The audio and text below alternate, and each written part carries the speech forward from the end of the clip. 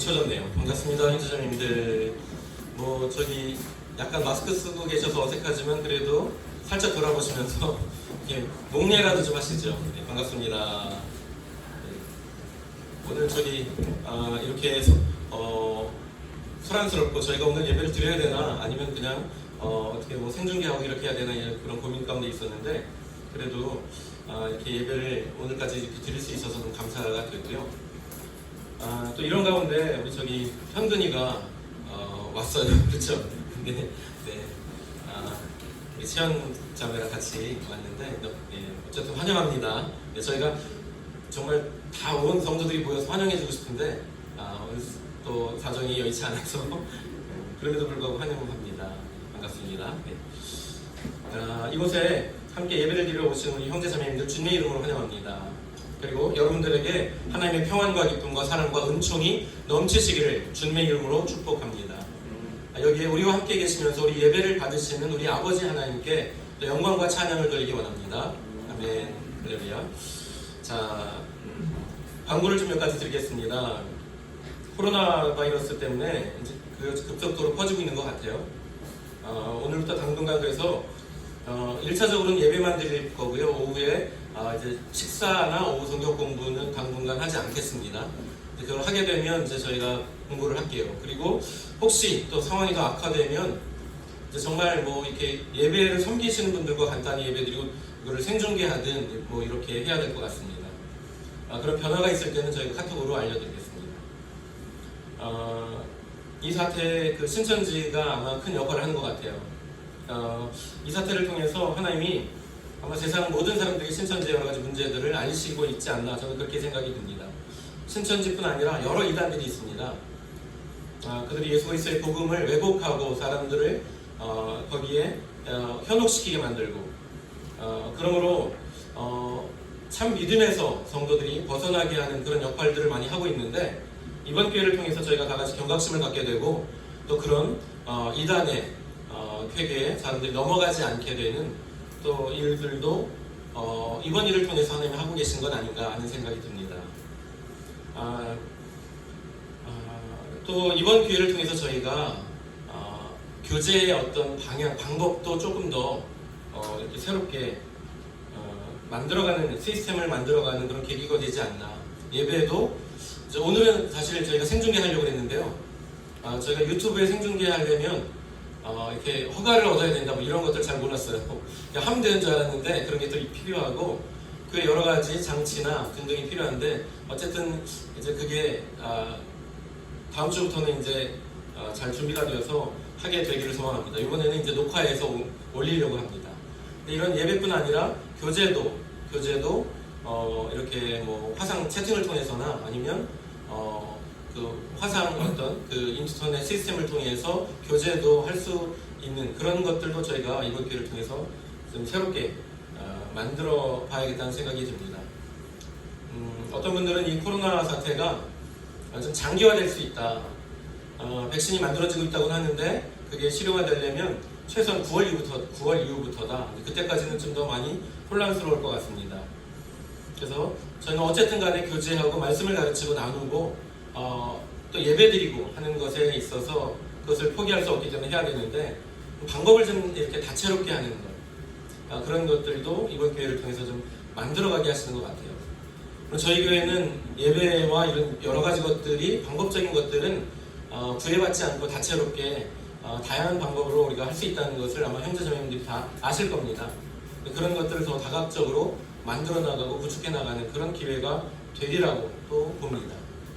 한 가지 더 말씀드리면 이런 기회를 통해서 우리 자신들을 좀 돌아보고 우리 교회를 돌아보고 하나님께서 우리에게 혹시 말씀하시는 것이 없나 그런 것을 생각하고 돌아보는 시간이 되었으면 좋겠습니다. 그래서 우리가 하나님 앞에서 온전하지 못한 부분이 있다면 그것이 더 새로워지는 시간이 됐으면 좋겠어요. 한 가지 걱정되는 것은 저희가 함께 모이기를 힘쓰라고 지금 말씀하셨는데 이렇게 모여서 또 하나님 앞에 예배를 드리고 하는 것들이 이렇게 한번 우리 삶 속에 세워지는 것은 어려워요. 무너지는 건 쉽다고요. 그러니까 많은 교회들이 아마 그런 것 때문에 성도들이 예배드리고 주님께 나오는 것이 무너질까봐 두려워서 아마 오늘 예배드리는 대형교회들이 많이 있다고 하더라고요. 근데 아마 그런 걱정이 저도 조금 됩니다. 근데 그런 것을 오히려 저희는 큐티를 통해서 주님께 더 열심히 나가고, 기도를 통해서 더 열심히 나가고, 또 뭐 전화 교제라도 하면서 교제 더 열심히 해나가고, 이러면서 우리 삶이 무너지지 않도록, 우리 영적인 것들이 무너지지 않도록 지켜나가시는, 그것도 저와 여러분들이 되셨으면 좋겠습니다. 자, 그러면 제가 표하고 제가 기도하고 오늘 말씀 나누겠습니다. 표. 말씀은 양식이요, 말씀은 생명이다. 말씀으로 능력을 얻고 말씀으로 영혼을 구원하시라. 아멘. 제가 기도하겠습니다. 사랑과 은혜가 충만하신 아버지 하나님 감사합니다. 주님, 그 놀라우신 은혜 가운데 저희를 구원해 주셨고, 구원의 은혜 가운데 저희가 주님의 백성으로 이 땅에 살아가지만 하나님 나라에 속한 자들로서 그렇게 살아갈 수 있도록 인도하시니 감사를 드립니다. 주님을 알지 못하고 하나님을 알지 못할 때에는 저희가 주인 되어서 마치 저희가 세상의 모든 중심인 양 그렇게 살아왔지만, 그러나 이제 저희가 하나님을 알고 하나님께서 저희를 창조하시고 저희에게 온전한 뜻을 갖고 계시다는 것을 깨닫고 난 이후는 저희가 중심이 아니고 하나님이 저희의 중심이 되어 주셨고, 하나님의 그 진리의 말씀과 저희 삶의 방향을 주님께서 온전하게 해주셨고, 말씀을 통해서 저희를 세워가시는 것들을 경험하면서 또 그 주님의 놀라우신 은혜에 다시 한번 영광과 찬양과 감사를 드립니다. 주님, 이 시간 그러한 은혜를 받은 자들이 주님 앞에 모여 이 혼란스러운 가운데도 예배드리기 원합니다. 하나님, 이 시간 저희와 함께 해주시고 저희 예배를 받아주시고 예배를 통해서 저희를 새롭게 하여 주옵소서. 더불어서 주님, 우리 예수교 공동체 형제자매들, 또 우리 믿음의 우리의 자녀들 주님께서 지켜주시고 보호해 주셔서 이 세상의 그 죄악으로부터, 세상의 그 악함으로부터 보호해 주시고, 또 코로나 바이러스와 같은 그런 질병으로부터도 주님께서 보호해 주시옵기를 간구합니다. 이 시간 온전히 주님께 영광이 되고 주님의 귀하신 말씀이 선포되는 시간 되기를 소망합니다. 주의 이 시간을 주관하여 주시고 인도하여 주시고, 그리고 주님께서 영광 받아 주옵소서. 감사드리며 예수님의 이름으로 기도합니다. 아멘. 아멘. 오늘 말씀은 에서가 주인공입니다. 일반적으로 에서가 주인공인 경우가 별로 없죠. 주로 저희가 잘 아는 저희가 지금까지 해왔던 아브라함, 또 이삭, 야곱, 이런 분들이 주인공으로 등장하는데, 오늘은 저희가 에서를 통해서 하나님께서 저에게 주시는 뜻이 있으실 거다, 특별히 우리 믿음의 삶과 연관된 어떤 뜻을 발견해 나가는 그런 시간을 갖기 원합니다. 창세기 25장 31절부터 34절 말씀을 다시 한번 보겠습니다. 야곱이 이르되, 야곱이 그 형 에서에게 말하는 겁니다. 뭐라고 얘기하냐면, 형의 장자의 명분을 오늘 내게 팔라. 장자의 명분을 팔라고 말합니다. 에서가 이제 바깥에서 막 사냥하고 지쳐서 힘들어서 배고파서 돌아온 그 상황입니다. 그때 야곱이 에서에게 형이 갖고 있는 장자의 명분을 내게 팔라고 그렇게 말을 했어요. 에서가 이르되, 에서가 뭐라고 대답했냐면, 내가 죽게 되었으니, 죽게 되었대요. 과장이 좀 심하죠? 굉장히 힘들다, 그런 표현입니다. 내가 죽게 되었으니 이 장자의 명분이 내게 무엇이 유익하리요. 이 장자의 명분이라는 것이 지금은 명분뿐이에요. 실리는 없어요. 아직은. 이 명분이 내게 무슨 유익이 있겠는가, 굉장히 현실적으로 생각하는 겁니다. 그러면서 뭐라고 얘기하냐면, 유익하리요 그렇게 얘기했더니 야곱이 뭐라고 얘기하냐면, 거기다가 야곱이 이르되 오늘 내게 맹세하라. 그러니까 무엇이 유익하리요 에서가 얘기한 거는 그래 팔게, 그런 의미가 들어있는 거예요. 그러니까 에서가 맹세하라고 지금 말합니다. 에서에게 맹세하라고 야곱이 말합니다. 그러니까 에서가 맹세하고 장자의 명분을 야곱에게 판지라. 이게 오늘 말씀입니다. 맹세까지 하고 야곱에게 장자의 명분을 넘겼다는 겁니다. 그리고 또 있네요. 야곱이 떡과 팥죽을 에서에게 주매 에서가 먹으며 마시고 일어나 갔으니. 그래서 팥죽 한 그릇을 떠준 거예요. 팥죽과 장자의 명분을 바꾼 거죠. 팥죽 한 그릇으로 장자의 명분을 산 겁니다. 그랬더니 그걸 먹고 또 뭐 이게 이제 죽이니까 걸쭉하게 국물 성분이 있었겠죠. 그걸 마시고 그리고 힘을 얻어서 일어나서 갔다. 에서가 장자의 명분을 가볍게 여김이었더라. 이렇게 말합니다.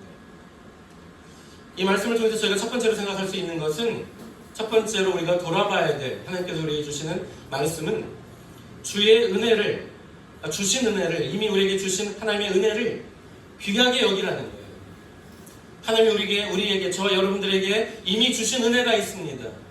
그 은혜를 귀하게 여겨라. 이렇게 말씀하고 계십니다. 오늘 말씀 보면 에서가 정말 배고파서 죽을 것 같이 느꼈던 것 같아요. 그러나 죽진 않아요. 그에게 장자의 명분을 팔라고 말합니다. 장자의 권리를 넘기라고 하는 거죠. 넘겨요. 이유가 뭘까요? 34절 마지막 부분에 이렇게 말합니다. 에서가 장자의 명분을 가볍게 여김이었더라. 장자의 명분을 가볍게 여겼다. 가볍게 여기다 무슨 뜻이죠? 귀하게 여기지 않았다는 거예요. 중하게 여기지 않았다는 거예요. 중요하게 여기지 않았고 귀하게 여기지 않았기 때문에 너무나 쉽게 그 명분을 팔았다는 겁니다. 물론 저희가 이제 다음에 볼 거예요. 다음 주나 그 다음 주에 이게 팔린다고 팔려지는 게 절대로 아니에요. 하나님이 주시는 것이기 때문에 그게 인간이 사고 팔 수 있는 게 아니에요. 절대로. 사고 팔고 그렇게 되지는 않습니다. 그러나 우리가 알 수 있는 것은 에서는 하나님께서 그에게 주신 장자의 명분을 귀히 여기지 않는 거예요. 이미 그가 받았다고 생각하는 그 명분, 장자의 명분을 귀하게 여기지 않았어요. 저희는 귀하게 여겨야 된다. 이런 말씀을 드리려고 하는 겁니다. 장자의 명분은 뭘까요? 두 가지입니다. 이 명분에 해당하는 특권 두 가지인데, 첫 번째는 상속권이에요. 재산 상속권. 우리가 장자가의 명분을 얻게 되면 재산을 다른 자식들보다 2배 받아요. 2배. 그리고 이제 나머지 재산 상속이 다른 아들들에게, 다른 자식들에게 돌아갑니다. 그러니까 재산 상속권이라 굉장히 커요. 지금도 이 상속 문제 때문에 막 싸우잖아요, 자식들이. 근데 장자의 명분을 갖고 있는 친구에게는 2배가 돌아간다는 거예요. 굉장히 크지요. 두 번째는 그 가문의, 가족의 여러 가지 결정권을 갖게 되는 거예요. 이게 뭐냐면 리더로서의 권한이에요. 가문의 리더십, 가족의 리더로서의 권리를 갖게 되는 사람이 누구냐면 장자권이 있는 사람이 그것을 갖게 되는 거예요. 대표적으로 이것은 하나님께서 우리에게 주시는 이 땅에서 우리가 누리는 세상의 복이라고 볼 수 있어요. 장자권은 이제 저희가 나중에 보겠지만 아브라함을 통해서 하나님께서 시작하신 놀라운 축복이 있는데, 그거는 두 가지로 나뉘어져요. 하늘에 속한 복과 이 땅에서 누리는 복. 하늘에 속한 복은 뭐냐면 우리가 예수 그리스도를 믿고 하나님 나라 백성 되어서, 하나님의 백성 되어서 살아가는 그런 복이 있어요. 또 하나는 이 땅에서 우리가 누려나가는 복. 이 장자권이 대표적으로 땅에서 얻게 되는 복입니다. 근데 이게 아브라함이나 이삭 때에는 루트가 하나였어요. 아들이 하나니까. 상속자가 한 명이었으니까. 그런데 이게 이제 야곱과 에서 때에 오면 둘이에요, 상속자가. 근데 하나님께서 나눠주세요. 나중에 이제 보면 야곱에게는 아들이 12이잖아요. 12의 장자는 누구예요? 또 그 장자뿐 아니라 하늘의 복, 이 땅을 구원하신 하나님의 계획을 성취할 그 구원의 은혜를 성취할 아브라함의 은총, 하늘의 복인데, 그것을, 아브라함의 언약을 계승할 자는 누굴까? 이게 갈라져요. 계속해서 갈라져요. 둘로 나뉘는 거예요. 그런데 그 중에 하나 뭐냐면 장자권, 재산권과 관련이 있죠. 가족의 지금 현실, 이 땅에 살아나가면서 어떤 권한과 관련이 있는 그 권리가 장자권인데, 일반적으로 누구에게 주어져요? 큰아들에게 주어져요. 큰아들에게. 근데 그거를 가볍게 여겼다는 겁니다. 그리고 팥죽 한 그릇에 팔아요. 물론 팔리지 않아요. 팔았다고 생각하시면 오산입니다. 많은 분들이 지금까지 이게 팔았기 때문에 팔렸다, 하나님께서 주시는 거기 때문에 인간이 마음대로 사고 팔 수 있는 게 아니에요. 그런데 이 행위를 통해서 우리가 얼마나 이게 경솔한 행위인가, 얼마나 이게 그가 장자권에서 하나님께서 주신 은총에 대해서, 은혜에 대해서 어떻게 생각하는가, 이걸 보여주는 것이지 사고팔리는 게 아닙니다. 절대. 나중에 우리가 그걸 확인할 거예요. 성경을 통해서. 왜 에서는 팔았을까요? 왜 에서는 그것을 가볍게 여겼을까요? 귀하게 여기지 않았을까요? 첫 번째는 그가 눈앞에 보이는 것을 귀하게 여기고 따라갔기 때문에 그래요. 다시 말씀드리면 눈앞에 보이는 것을 따르지 말라는 거예요. 눈앞에 보이는 것을 귀하게 여기지 말라, 이런 하나님의 말씀이 오늘 우리에게 있습니다. 이 에서의 이야기를 통해서. 물론 눈앞에 보이는 것 따라가는 이유가 있겠죠. 당장 배고프니까, 당장 죽게 되었으니까, 당장 내 눈앞에 어떤 필요가 있으니까 보통 우리는 그것을 따라 뭔가를 결정하고 그것을 중요하게 여기고 귀하게 여기는 경향이 있어요. 이게 인간의 일반적인 어떤 모습입니다. 장자권이란 거는요, 지금 에서가 얻게 된 장자권은 지금 당장은 소용이 없어요. 이 에서가 얻게 된 장자의 명분이라고 하죠. 명분. 지금은 명분밖에 없는 거예요. 이름밖에 없는 거예요. 아무런 현실적인 이익이 없어요. 아무런 권리도 주어지지 않아요. 지금 아버지 이삭이 살아있는 동안은 절대로 그 권한을 행사할 수 없는 거예요. 지금 당장으로는 눈에 보이는 팥죽 한 그릇보다 못하게 여겨질 소지가 다분히 있습니다. 인간적으로 이해가 돼요. 이게 10년이 걸릴지 20년이 걸릴지 100년이 걸릴지 약 100년이 넘게 걸리는 것 같아요. 에서가 그 장자권을 이렇게 받아서 그것을 누리기까지. 그러니까 이게 너무나 시간이 많이 걸리는 일이죠. 당장 눈앞에는 필요가 보이고 장자권이라는 것은 너무나 시간이 많이 걸리는 일이고 내게 어떤 유익이 생기려면, 그러니까 우리는 당장 눈앞에 보이는 것을 따라가게 되는 것 같아요. 에서를 통해서 하나님께서 우리에게 그런 걸 보여주시는 거죠.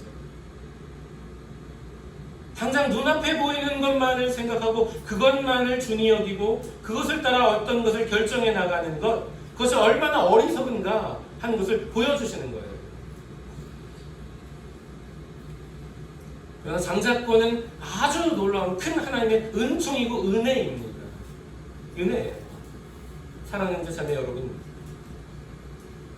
당장 우리 눈앞에 보이는 것, 그것이 굉장히 유익하다고 여겨져서 이미 하나님께서 우리에게 주신 은혜와 은총을 우리가 가볍게 여기지는 않고 있나요? 우리가 죽어서 천국 가는데 지금은 구원받았다는 게 아무 유익이 없어 보일 때가 여러분 있지 않습니까?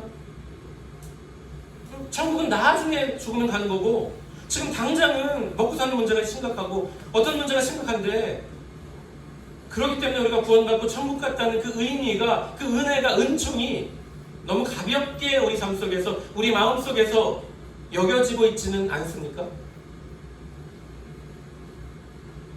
히브리서 11장 1절은 이렇게 말씀하십니다.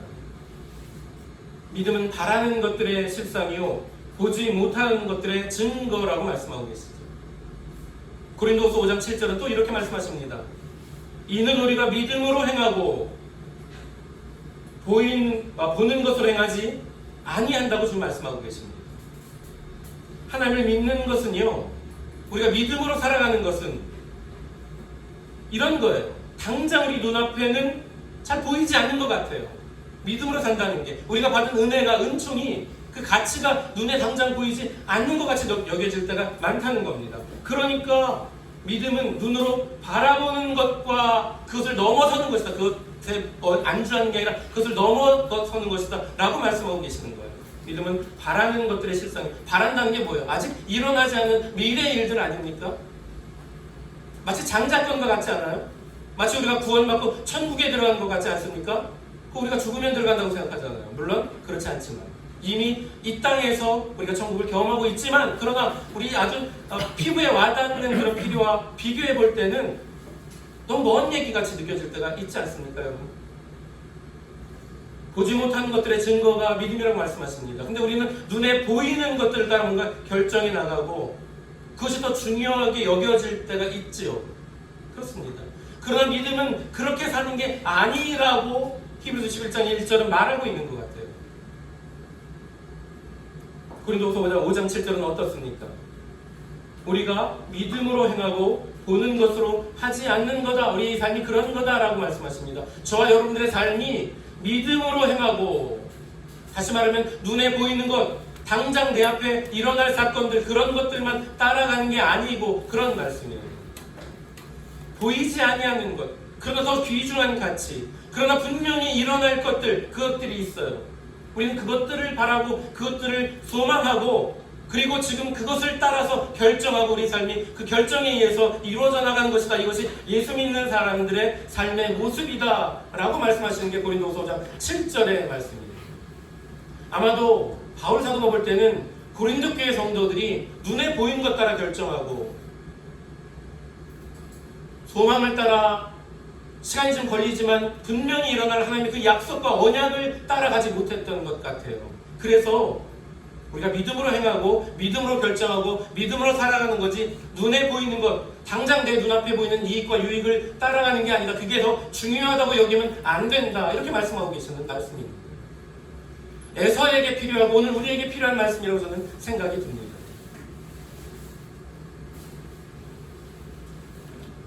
두 번째, 왜 에서가 당장 보이는 눈앞의 것들, 그 장자권을 포기하고 그것들을 따라갔을까?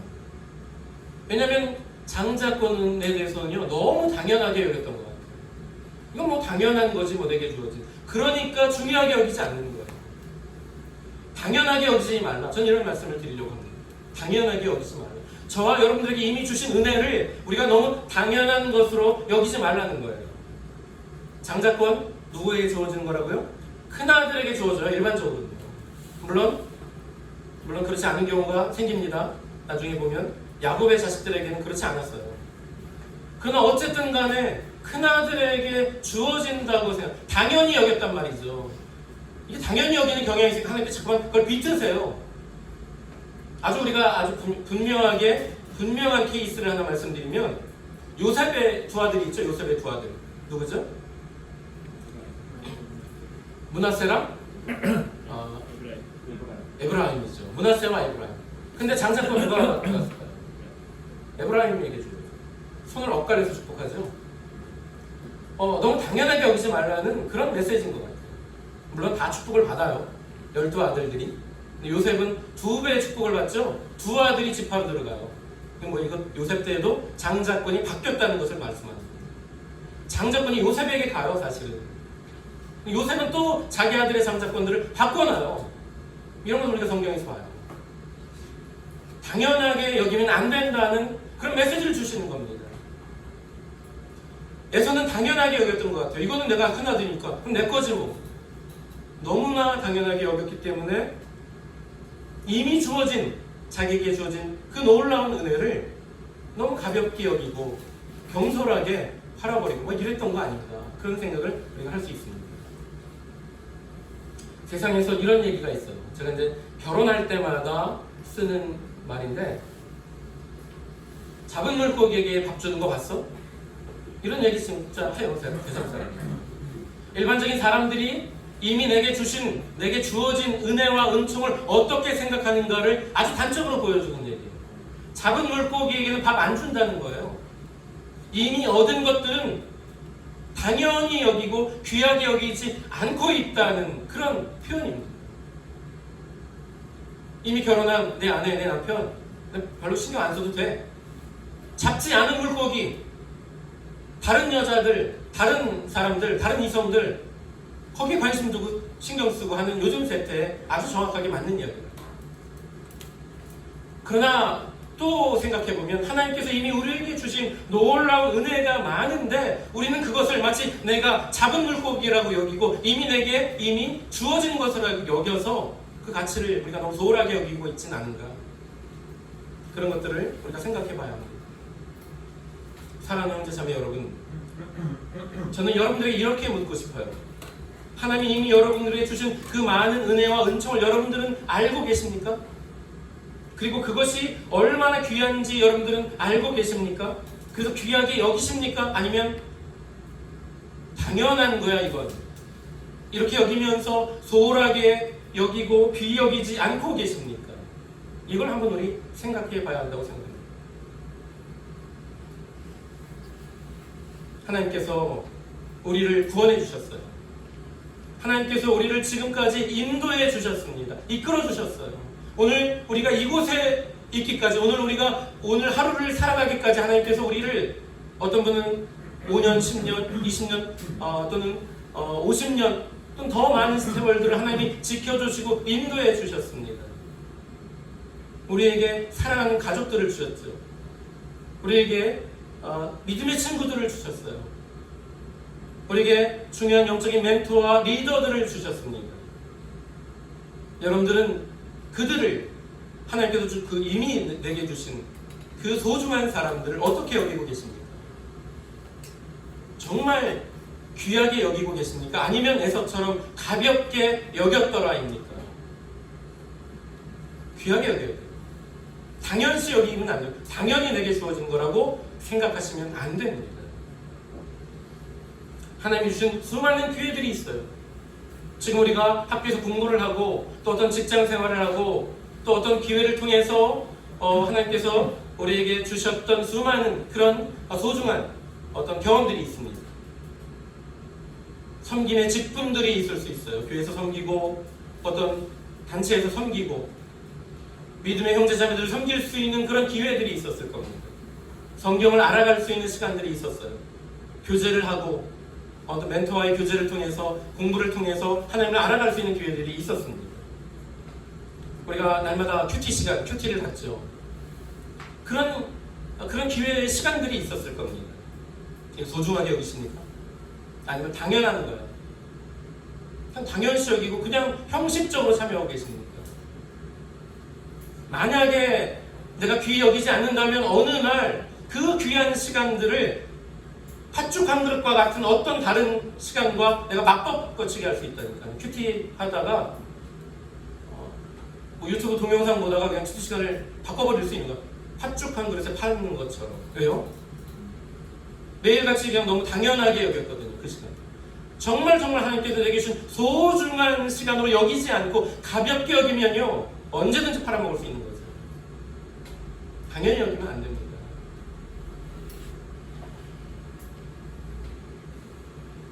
이런 것들이 이미 제게 주어졌어요. 그것에 대해서, 그 가치에 대해서 우리가 발견하고 감사할 수 있어요. 그동안은 그 누리고 있던 것들이, 소중함을 누리고 있던 것들에 대한 소중을 몰랐다면, 이제는 저희가 그것 하나하나를 얼마나 귀한 것인가 하는 것들을 우리가 생각해보고, 그리고 하나님께 감사할 수 있어야 돼요. 그 하나하나를 다. 대부분은 어떻게 하는지 아세요? 그거를 잃어버렸을 때야 이제 그 가치를 깨닫기 시작해요. 나를 도와주고 나와 함께 했었던 멘토와의 그 교제 시간이 없어지고 나서야 누군가 나를 좀 생각해주고 이해해주고 나를 위해서 기도해주고 그럴 사람이 얼마나 중요한가, 그것을 깨닫게 되는 경우가 있어요. 내게 정말 소중했던 그 사람이 나를 떠나고 나서야 그때 깨닫는 경우들이 많잖아요. 이거는요, 소 잃고 외양간 고치는 거죠. 근데 이건 늦어요. 버스가 지나갔다고 보통 세상 사람들 표현합니다. 버스가 지나가기 전에 있을 때 잘하셔야 돼요. 내게 그런 시간이 있을 때 그것의 가치를 깨닫고, 그리고 그 시간을 정말 귀하게 여기고 소중하게 여길 수 있어야 합니다. 세 번째로, 그 에서가 왜 그 장자권을 소홀히 여기고 그것을 팔아먹었나? 우리는 왜 이미 내게 주신 하나님의 은혜를 귀히 여겨야 하는가? 분별력이 없기 때문에 그런 거예요. 분별력을 가져라. 저는 이렇게 말씀을 드리고 싶습니다. 예수님께서 이렇게 말씀하셨어요. 마태복음 7장 6절에 거룩한 것을 개에게 주지 말며 너희 진주를 돼지 앞에 던지지 말라. 그들이 그것을 발로 밟고 돌이켜 너희를 찢어 상하게 할까 염려하라. 이렇게 말씀하십니다. 여기서 말씀하시는 개와 돼지는요, 어떤 존재들입니까? 이것은 가치를 모르는 그런 사람들을 예수님 그렇게 비유하신 것 같아요. 개는 거룩한 것의 가치를 모르는 존재예요. 돼지는요, 진주의 가치를 모르는 거예요. 진주가 얼마나 귀한지 몰라요. 여러분, 개에게 또는 돼지에게 진주를 줘보세요. 아마 진주를 밥을 한 일주일을 밥을 주지 말고 매일 진주를 이렇게 한 사발씩 그냥 밥 때마다 돼지에게 줘본다고 생각할 거지. 돼지는요, 주인에게 아마 달려들 거예요. 왜 내게 밥 안 주냐고. 이 쓸데없는 돌멩이 왜 나한테 주냐고. 아마 그렇게 할 겁니다. 그 말씀이에요. 가치를 모르면 그 가치, 그것을 귀한 것을 준 사람들을 공격할 수 있다. 너희를 찢어 상하게 할까 염려하라. 이렇게 말씀하십니다. 가치를 모르면 그 소중한 것들을 정말 쓸데없는 것으로 여기고 가볍게 여기고 버릴 거예요. 버릴 겁니다. 사랑하는 형제 자매 여러분, 성경에서 에서에 대해서 이야기할 때 자세하게 말씀하지 않아서 우리가 잘 모르지만 일반적으로 하나님이 주신 은혜의 가치를 모르는 경우는요, 대부분 감사하지 않아요. 삶에 감사가 없어요. 그 사람이 정말 하나님께서 내게 준 은총의 가치를 깨닫고 살아가는 사람인가 아닌가를 우리가 그 사람을 잘 모르기 때문에 모르지만 단편적으로 우리가 볼 수 있는 게 있다고요. 마치 옛날에 저희 과학 실험 때 리트머스 시험지 이렇게 찍어보면 이게 산인지 엽인지 나오는 거죠. 어떤 상태를 우리가 표현하는 어떤 바로미터와 같은 역할을 하는 게 감사라고 저는 생각합니다. 가치를 모르면 절대로 감사하지 못해요. 감사하지 못합니다. 근데 제가 잘 모르지만 에서에 대해서 성경이 기록하고 있지 않지만 에서의 삶 속에 과연 감사가 있었을까? 별로 없었을 것 같아요. 우리 가운데 대부분 많은 분들이, 여기 계신 분들 가운데도 많은 분들이 그 부모님의 신앙을 토대에 위해서 예수를 만나고 믿음을 갖게 되는 경우들이 많아요. 그렇죠? 근데 여러분, 그것이 얼마나 귀한 일인지 아십니까? 전혀 배경이 없는 가운데 나에게 예수를 소개할 수 있는 가족이나 아무도 없는 가운데 내가 예수 그리스도를 만나고 그래서 믿음을 갖게 되고 구원받을 수 있는 길이 얼마나 어려운지 사실은 어려운 일이에요. 그런데 우리는 그 믿음을 물려준 우리의 부모님들께 감사하고 계십니까? 한번 이 시간을 통해서 우리가 그런 것도 한번 우리가 생각해보세요. 이게 얼마나 귀한 믿음의 그 유산인데 이거 우리가 감사하고 있는가요? 감사하고 계십니까? 잘 모르는 것 같아요. 감사하지 못하는 거는요, 엄청나게 많이 기억할 수 있어요. 감사하지 않을 이유는 100가지 1000가지도 넘게 기억해요. 부모님을 생각할 때도 아마 그럴 거예요. 나한테 못해준 것만 더 많이 기억하지 않습니까? 정말 감사해야 될 것들 감사 못하는 경우가 많이 있더라고요.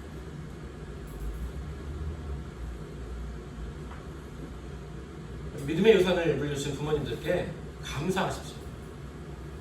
이 시간을 통해서 제가 여러분들에게 꼭 한번 말씀드리고 싶은 게 이겁니다.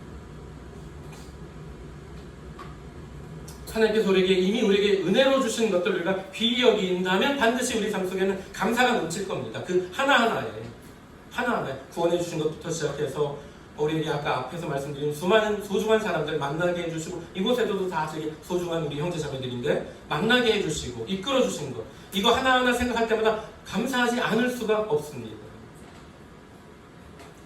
누군가가 어떤 부모님에게 아버지 저를 낳아주셔서 너무 감사해요, 엄마 저를 키워주셔서 너무 감사해요, 이게 바뀌었나 모르겠네, 엄마 저를 낳아주셔서 너무 감사해요, 아버지 저를 키워주셔서 너무 감사해요, 마찬가지겠지만 진심으로 정말 그렇게 고백하는 자녀가 있다면 아마 그 부모님이 전 재산이라도 다 내주고 싶은 심정이 될 겁니다. 근데 그게 하나님의 심정이라고요. 그게 하나님 앞에 우리가 주님 저를 구해주셔서 감사합니다, 주님 오늘도 제게 호흡을 주셔서 감사합니다, 주님 저를 지금까지 지켜주셔서 모든 질병으로부터 지켜주셔서 감사합니다, 감사하는 고백을 갖고 하나님께 나간다면 우리가 부모님께 감사해요, 엄마 아빠 감사해요 하고 나가는 것보다 더 1000배 10배는 많게, 1000배 1000배는 많게 하나님께서 우리에게 은혜를 더 부어주신다. 감사하는 자에게 은혜를 주시기 마련이에요.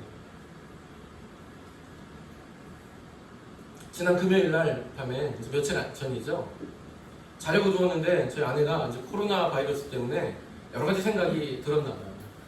그래서 같이 기도하자 그래서 그 밤에 갑작스럽게 기도를 했어요. 아내가 기도하자.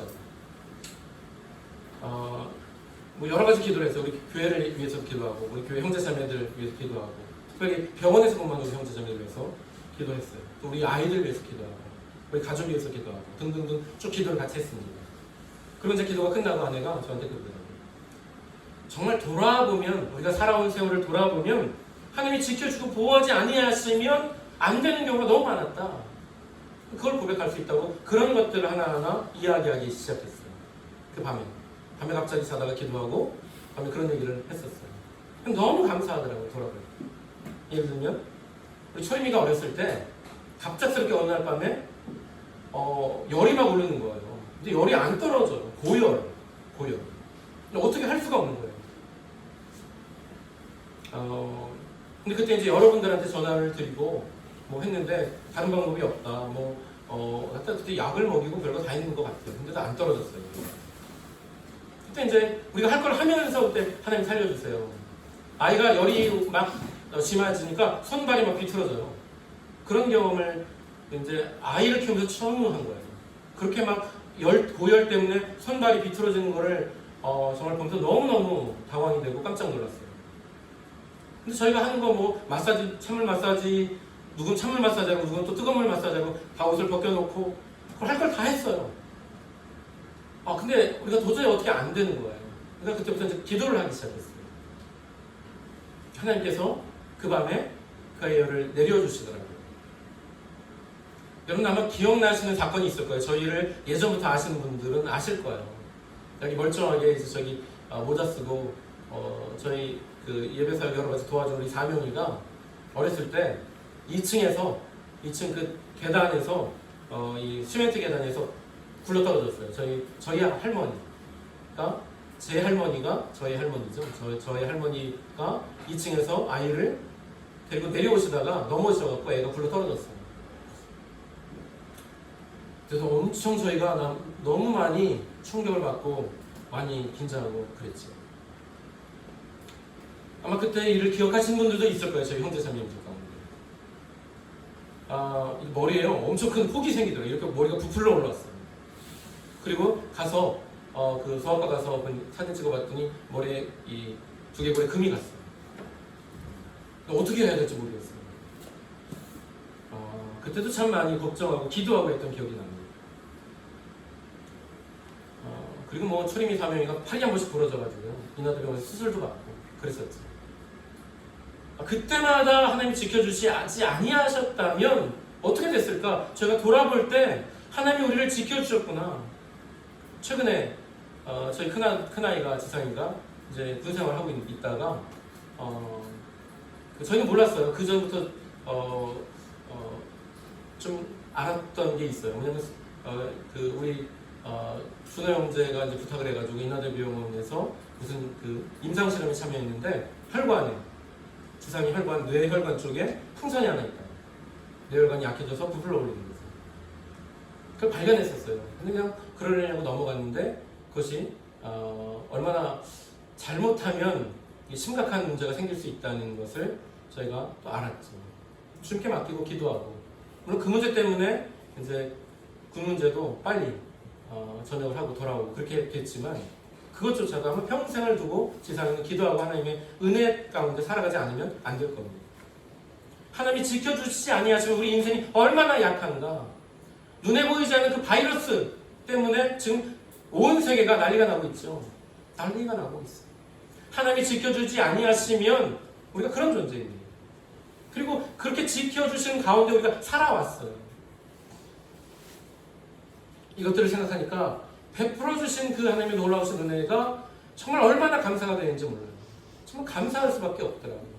우리 마음이 두려움이 아니라 감사로 바뀔 때 하나님께서 거기에 더 큰 은혜를 부어주시는 그것이 일반적인 하나님의 은총을 주시는 방법 중에 하나입니다. 여러분 감사하십니까? 여러분 속에 하나님께서 지금까지 부어주신 은혜에 대해서 정말 그 가치를 아신다면 여러분 삶 속에 감사가 넘쳐나야 돼요. 부모님에게, 우리 주변 우리 사람들, 형제 자매들에게, 우리 자녀들에게, 우리 남편 아내에게 감사가 넘쳐나야 돼요. 그리고 하나님께 감사가 넘쳐나야 합니다. 그 사람에게 하나님께서는 은혜를 주십니다. 큰 두 번째로 에서를 통해서 하나님께서 우리에게 보여주시는 우리가 믿음에 대해서 배워야 될 게 뭘까? 모든 것을 믿음으로 결정하십시오. 이렇게 말씀드리려고 합니다. 모든 것을 믿음으로 결정하십시오. 예수 그리스도를 믿는다는 것은요, 하나님을 믿는다는 것은 내 삶 전체를 들여서 나의 모든 것을 들여서 믿는 것이지 일부분만 믿는 게 아니라는 거예요. 창세기 26장 34절 35절 말씀을 보겠습니다. 에서가 40세에 헷 족속 부에리의 딸 유딧과 헷 족속 엘론의 딸 바스맛을 아내로 맞이하였더니, 아내가 둘이에요. 그들이 이삭과 리브가의 마음에 근심이 되었더라, 이렇게 말씀하십니다. 에서는 부인이 둘을 있었어요. 둘을 얻었어요. 나중에 보면 하나를 더 얻어요. 그게 셋이에요, 사실. 이것도 부인이 이렇게 많다는 것도 자기 아버지 이삭과는 다른 거예요. 이삭은 리브가 하나였어요. 물론 아브라함이 하갈이라는 척을 얻었다가 얼마나 고생 많이 합니까? 결국은 척이 나온 이스마엘을 눈물을 머금고 쫓아내야 돼요. 하나님께서 원하시는 거는요, 한 남자와 한 여자가 결혼해서 가정을 이루는 것을 하나님 정하십니다. 이것이 하나님 정하신 결혼의 법입니다. 근데 에서는 그렇게 하지 않아요. 둘, 셋이 거둬요. 야곱도 문제가 많죠. 이 부분에서 문제가 많아요. 근데 더 중요한 것은 뭐냐면 그들이 다 이방인 여인이라는 거예요. 가나안 족속의 여인이에요. 헷 족속. 가나안은 7 족속이 있어요. 그 중에 하나가 헷 족속입니다. 헷 족속. 바로 주변에서 가나안 여자 둘을 얻어서 결혼했다는 거예요. 근데 이게 왜 문제가 될까요? 이것 때문에 그 아버지 이삭과 어머니 리브가가 근심하고 걱정했다는 거예요. 왜 이게 문제가 될까요? 왜 문제가 되냐면 그들은 다 하나님을 섬기지 않기 때문에 그래요. 가나안 족속이 섬기는 신은 뭐예요? 바알이 주신이에요. 바알이라는 말 자체가 뭐 주인이다, 으뜸이다, 그런 뜻이에요. 여러 신들이 있는데 그 중에 바알이 그들의 주신이고, 그 주신뿐 아니라 여러 신들을 믿고 있는 사람들이 가나안 족속이었다고. 아마 그들에게 있어서는 이 에서가 믿고 있는 하나님도 자신들이 믿고 있는 여러 신 중에 하나로 그냥 받아들였을 확률이 높아요. 자세하게 설명은 안 하지만, 왜냐하면 그들에게 있어서는 여러 신들이라는 다신교, 그러니까 신들이 많다는 생각을 갖고 있었어요. 그 많은 신들을 많이 섬기면 좋지 뭐 다다익선, 그게 일반적인 이 가나안 사람들의 생각이라고요. 그러나 주시는 바알이야. 그러면서 에서의 신앙을 받아들였을 거예요. 이 부인들은. 에서는 어떤 마음으로 이 이방인 여인들과 결혼했을까요? 이게 나중에 문제가 되는 게요, 지금도 그래요. 이스라엘은 혈통적으로 이스라엘을 찾아 나서요, 지금도. 그러나 그들이 아주 중요하게 여긴 게 뭔지 아세요? 어머니가 유대인일 때, 참 유대인으로 인정해요. 왜 그럴까요? 유대인들에게 어떻게 보면 역사를 통해서 배운 것 같아요. 어머니가요, 우상숭배하면 자식은 우상숭배로 가더라고요. 어머니가 중요해요. 어머니의 신앙을 따라가더란 말이죠.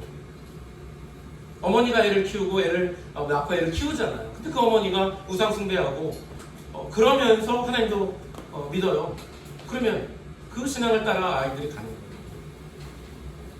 그러니까 이게 큰 문제가 되고, 나중에 이것이 정말 유일하신 하나님, 참 하나님을 섬기는 이 이삭과 리브가와는 큰 충돌이 일어날 겁니다. 분명히 가정적 문제가 생기게 되고 생겼을 거예요. 나중에 이삭이 야곱에게 이렇게 축복하면서 자기 원래 그 본토 친척이 있었던 곳으로 보내면서 이렇게 말합니다.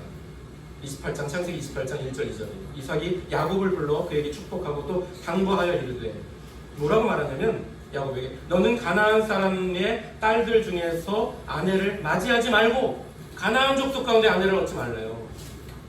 일어나 밧단 아람으로 가서, 밧단 아람 원래 아브라함이 이렇게 갈대아 우르에서 출발해서 정착하는 곳, 거기 아마 아브라함이 남기고 왔던 식구들이 거기에 있었을 거예요. 그들은 다 하나님을 섬기는 사람들이었어요. 그래서 그 밧단 아람으로 가서 내 외조부 부두엘의 집에 이르러 거기서 내 외삼촌 라반의 딸 중에서 아내를 맞이하라.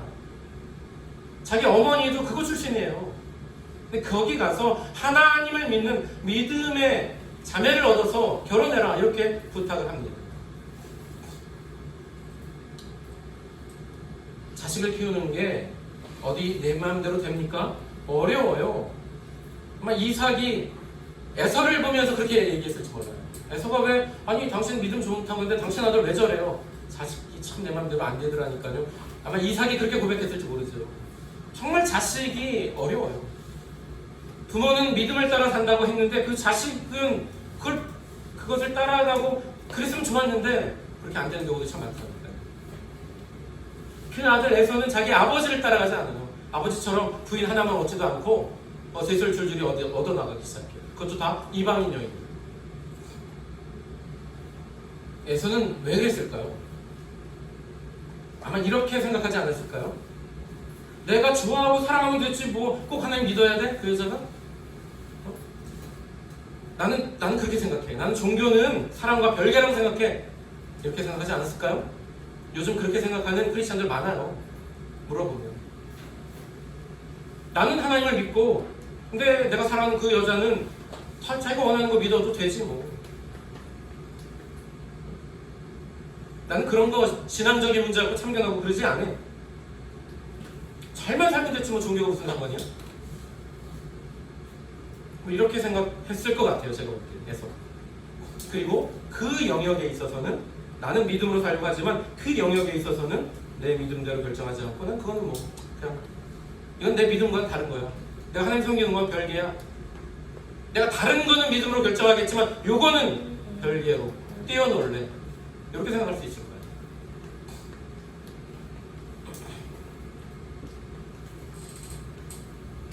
여러분 어떻게 생각하십니까? 20대 남자들, 크리스천들은 마찬가지예요. 어떤 사람 만나서 결혼하고 싶습니까? 이쁜 사람, 이쁜 여자. 그렇죠? 그리고 믿음도 있으면 좋고 뭐 이렇게 생각하는 경향이 많다고 하더라고요. 점점 나이가 들어도 크게 달라지지 않아요. 믿음을 따라 결정해야 될 영역이 아니라고 생각하는 것 같아요. 내가 누구랑 결혼하든지 그게 뭐 중요해? 난 내 믿음 지키면서 하면 됐지? 근데 그게 중요하더라고요. 매우 중요해요. 그냥 믿음만 있어도 나는 안 될 것 같아요. 제가 생각해요. 정말 예수님을 닮아가려고 하고 그 믿음을 따라가려고 하고 신앙생활 하면서 그것이 나의 모든 것이 된 그런 자매님들이 있으면 그런 형제님들이 있으면 그 사람 그런 분들과 결혼하시면 좋아요. 그런 분들을 배우자로 기도하시면 저는 좋다고 생각합니다. 그렇게 해야 한다고 저는 생각합니다. 이게 별거는 아닌 것처럼 보이죠? 근데 나중에 에서가 어떻게 하냐면 에서는 아버지가 있었던 그 땅을 포기하고 어디로 가요? 세일산으로 떠나요. 세일산. 이 동남쪽에 있는 지역을 옮겨요. 에서는 장자죠. 대부분의 재산은 아버지 재산은 에서가 받아요. 나중에 보면 에서가 세상에서 더 잘 살아요. 야곱이 이제 바단 아람에서 돌아오는데 에서가 400명의 군대를 끌고 그 야곱을 맞으러 가요. 400명을 거느리는 사람이었다는 거예요. 장정 400명을 거느리려면 여러분 직원 400명 중 사장님이라고 생각하시면 돼요. 맨날 그들 집안에서 먹을 거 줘야죠, 입을 거 줘야죠. 그러면서 일거리가 그만큼 많아야 돼요. 근데 에서는 그랬다는 거예요. 그럼 나중에 보면 아마 야곱은 아버지의 재산권의 주장도 에서가 무서워서 못했을 것 같아요. 대부분은 에서가 가져갔을 거예요. 장자권을 행사했을 거예요. 실제적으로. 그런데 그 땅도 아버지랑 같이 있는 땅도 다 자기 건데 거기를 포기하고 세일산 쪽으로 세일로 간다고요. 왜 그랬을까요? 재산보다 더 심각한 문제가 있었겠죠. 여러분 예상이 되십니까? 얼마나 그 부인들과 이 아버지와 그 어머니였던 리브가와 얼마나 많은 충돌이 있었을까요? 여러분 예상이 되십니까? 부인들은 우상숭배하고 아버지 어머니 그거 안 된다 그러시고 중간에 에서가 끼어서 얼마나 고통스러웠으면 땅 포기하고 도망갔을까? 다 데리고. 이거 아마 생각해 보셔야 돼요. 처음에 별거 아닌 것처럼 보였지만 별거 아닌 게 아니더라고요. 내가 누구랑 결혼하는 게 뭐 그렇게 중요해? 중요하더라고요. 중요해요. 삶의 모든 영역에서 우리는 믿음으로 바라보고 믿음으로 결정해야만 합니다. 그렇지 않으면 안 된다는 것을 에서를 통해서 보여주시는 거예요. 믿음의 작은 선택 하나가 믿음의 선택으로 하지 않고 그냥 이건 믿음과는 다른 거야. 별개야. 난 그렇게 생각 안 해. 그러고 결정했던 그것 하나가 나의 발목을 잡고 나의 인생을 잡고 나의 신앙을 송두리째 흔들어 놓을 수 있다는 걸 보여주시는 거예요. 직장, 결혼, 그리고 가정, 사람들과 관계, 하나님 앞에 믿음으로 기도하시면서 결정해 나가셔야 합니다. 그것을 에서를 통해서 우리에게 보여주시는 거예요. 우리가 믿음으로 산다고 하는 건 그런 거예요. 나의 모든 영역을 주님께 맡기고 주님의 뜻대로 결정하고 주님께서 원하시는 대로 내가 살아나가겠다는 그 고백이 하나님을 믿는 믿음의 고백입니다. 근데 실제로는 그렇지 않은 경우가 너무 많아요. 에서처럼. 결혼은 뭐 내 마음대로 좀 해보지 뭐. 내가 정말 보니까 정말 아름다운데 난 저 여자랑 결혼하고 싶어. 우상숭배 할지라도. 요거는 좀 내 믿음과는 다르게 결정하는 거예요. 그러면 안 된다는 거죠. 아가서 2장 15절은 이렇게 말합니다. 우리를 위하여 여우 곧 포도원을 허는 작은 여우를 잡으라. 우리의 포도원에 꽃이 피었습니다. 포도원에 아주 작은 여우 한 마리가 살아요. 별거 아닌 것 같아요. 별거 아니에요. 처음에 포도원의 여우가 기껏해야 포도를 그렇게 좋아하진 않겠죠. 또 여우가 육식성이니까 주로 잡식성이긴 하지만 포도를 따먹으면 얼마나 따먹겠어? 봐줬는데 나중에 어떻게 해요? 포도원을 헐어버린다는 거예요. 담에 구멍을 뚫고 구멍을 한두 군데 뚫는 게 아니에요. 그러니까 담이 무너지고 포도원이 헐려버렸어요. 그 작은 여우 방심하지 말고 잡으라. 그런 이야기입니다. 우리 믿음의 삶 속에서도 이 작은 여우 같은 게 있어요. 우리가 방심하는 거. 이건 믿음으로 결정 안 하고 그냥 내가 원하는 대로 좀 하고 싶어. 이건 내 마음대로 하고 싶어. 이런 것들 있지 않습니까? 그 결과가 어떻게 되는가? 에서의 삶을 놓고 보시면 돼요. 에서의 삶을 놓고 보시면 됩니다. 에서가 세일산으로 떠날 때 어떻게 됐을까요? 그 부인들은 아마 유일하신 하나님을 섬기는 신앙을 거절했을 거예요. 끊임없이 거절했을 거예요. 마찰이 심했을 겁니다. 자식들은 어땠을까요? 에서의 자식들은 다 엄마 따라갔을 겁니다. 신앙적인 부분에서. 엄마가 교육하는데 누굴 따라가요? 이게 갈등이 생기니까 떠나는 거예요. 떠나면서 에서는 어떻게 됐을까요? 에서는 진정으로 참되신 하나님을 믿는 믿음을 지키면서 살았을까요? 정말 그렇게 생각하십니까? 저는 아닐 것 같아요. 에서도 자기 부인들이 우상 숭배하고 하나님도 신이지만 다른 것도 신들이야. 그 얘기를 맨날 듣고 그렇게 하는 걸 맨날 보고 그렇게 산다면, 자식들이 그렇게 산다면 에이 나도 우리 가정을 위해서 내 하나님도 섬기고 우상도 섬기고 그렇게 해야지 그러지 않았을까요? 세일산에서 나중에 그 에돔족, 그들의 후손을 에돔족이라고 하는데 에돔족들의 모습을 보면 그랬을 것 같아요. 그들은 완전히 하나님을 떠난, 참되신 하나님을 떠난 그런 민족이 됩니다. 작은 결정 하나가 완전히 자기 자신과 자신들의 후손의 삶의 방향을 완전히 바꿔놓는 거예요. 하나님이 그렇게 계획하신 게 아니에요. 이거. 에서의 결정을 따라 이루어진 겁니다. 사랑하는 형제자매 여러분, 삶의 모든 영역에서 여러분들은 믿음으로 하나님의 뜻을 구하시고 믿음으로 결정하시고 그리고 믿음을 따라가셔야 돼요. 어떤 영역도 그것을 포기하시면 안 됩니다. 이것이 에서를 통해서 우리 두 번째로 하나님께서 주시는 겁니다. 대화할 때 여러분들의 대화를 가만히 이렇게 녹음해서 들어보세요. 내 대화 속에서 나는 나의 신앙과 하나님께서 주신 은혜와 은총과 이런 것들에서 얼마나 고백하고 있는가. 안경 세상 얘기하는가. 세상에서 좋은 어디가 맛있는 맛집이 있더라, 어떤 게 좋더라, 어떤 자동차가 진짜 끝내주더라, 어디는 어떻더라, 이런 얘기로만 채워진가 내 신앙, 내 대화가. 아니면 하나님을 향한 그 고백과 하나님께서 주신 은혜를 나누는 것이 내 대화 속에서 있었는가. 거기에 대한 감사와 거기에 대한 그런 것들이 이 언어를 통해서 고백되고 있는가 생각해보세요. 우리 모든 영역이 믿음으로 우리는 결정되어지고 믿음을 따라가는 것이 되어야 합니다. 두 번째로 제가 오늘 말씀을 통해서 여러분들에게 드리고자 하는 말씀입니다. 우리 예수전 공동체 모든 형제 자매 여러분, 에서처럼 하나님께서 이미 주셨던 우리에게 주신 그 은혜를 가볍게 여기지 마시고요. 얼마나 귀한지 오늘부터 하나씩 이렇게 생각해보세요. 묵상해보세요. 되새겨보세요. 송아지가 먹은 거 다시 꺼내서 위에서 되새기고 그러죠? 하나님께 주신 은혜 얼마나 귀한가, 이게 얼마나 내게 가치 있는 일인가를 되새겨보세요. 그리고 감사하십시오. 두 번째는 에서처럼 결혼의 영역은 뭐 이거는 뭐 내 여가 시간은 뭐 내가 좀 마음대로 할 거예요. 그렇게 하지 마시고 모든 시간, 모든 순간, 모든 관계, 모든 것을 다 믿음으로 결정하시고 하나님께 맡기고 믿음으로 나가시는 저와 여러분들이 되시기를 주님의 이름으로 축원합니다. 감사합니다. 우리 기도하시겠습니다. 사랑하는 아버지 하나님, 오늘 에서의 삶을 통해서 하나님께서 우리 자신의 여러 가지 부족한 것들을 보여주시고 깨닫게 하시니 감사를 드립니다. 에서가 장자권을 가볍게 여기면서 하나님의 은혜를 귀히 여기지 않았던 우리의 모습을 보게 해주시고 얼마나 소중하고 얼마나 정말 그 무엇과도 바꿀 수 없는 그런 귀한 것인데 그것들을 정말 우리가 귀하게 여기지 않았구나 하는 것들을 알게 하시는 것을 생각할 때 감사를 드립니다.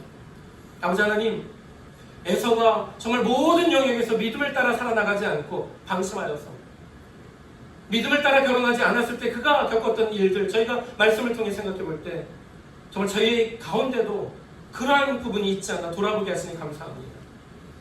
그 어떤 것도 우리가 믿음을 따라 결정해 나가고 그러면서 하나님께 영광 돌려드리는 저희 예수믿음 공동체 모든 형제 자매들 되게 하여 주옵소서. 부족하고 연약한 자들을 구원하셔서 진리의 말씀으로 우리를 세워주시고 아버지 하나님의 자녀로 살아가게 하시며 예수 그리스도를 닮아가도록 인도해 주신 놀라우신 하나님의 은혜와 은총을 다시 생각하며 감사드리며 모든 말씀 우리 주 예수 그리스도의 이름으로 기도합니다. 아멘.